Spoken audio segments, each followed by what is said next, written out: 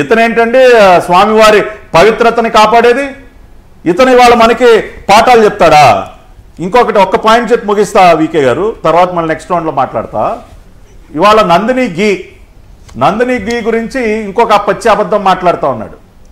అసలు నందిని గీ 2014 నుంచి 18 వరకు అసలు నెయ్యే సరఫరా చేయలేదంట తిరుమల తిరుపతి దేవస్థానానికి.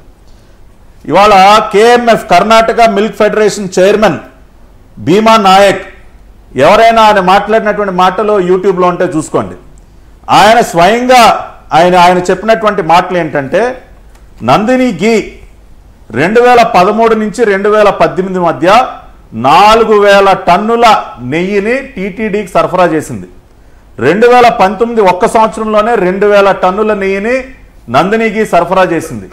అటువంటి మమ్మల్ని వీళ్ళ కాసుల కక్కుర్తి కోసం మిగతా కంపెనీలతో కుమ్మక్కయ్యి రేట్లు విపరీతంగా తగ్గించేసరికి క్వాలిటీ కాంప్రమైజ్ కాలేక మేము వైదొలిగాము. ఈ రోజున మళ్ళీ చంద్రబాబు నాయుడు గారు ముఖ్యమంత్రి అయిన తర్వాత మమ్మల్ని పిలిచి మాతో మాట్లాడి స్వచ్ఛమైనటువంటి నెయ్యి కావాలంటే మళ్ళీ తిరిగి సరఫరాని పునరుద్ధరించామని చెప్పి కేఎంఎఫ్ చైర్మన్ భీమా నాయక్ ఆయన మాట్లాడినటువంటి మాటలు నిజంగా మీరు అన్నట్టు అబద్ధాల పుట్ట.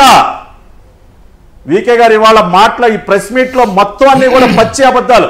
ఈయన గారంట లేఖ రాస్తాడంట, జస్ట్ 1 మినిట్ ముగిస్తున్నా, లేఖ రాస్తాడంట సుప్రీంకోర్టు చీఫ్ జస్టిస్ కి, ప్రధానమంత్రి గారికి ఈయన వదిలిపెట్టడంటే ఈ విషయాన్ని లేఖ రాస్తాడంట.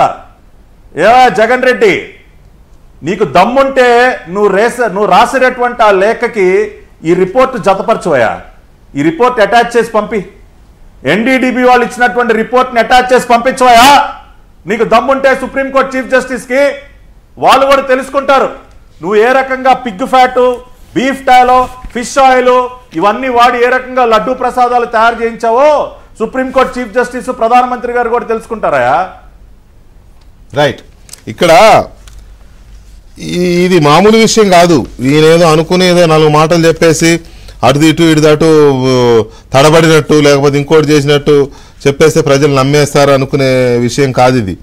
ఏమాట కాబట్టి షర్మిల గారు కరెక్ట్ చెప్పారు, ఇంత చిన్న విషయం కాదు, దీన్ని తేలిగ్గా తీసుకోవడానికి వీల్లేదని. ఆవిడ ఏ ఉద్దేశంతో చెప్పినా కూడా ఆ మాటలు మాత్రం చాలా కరెక్ట్.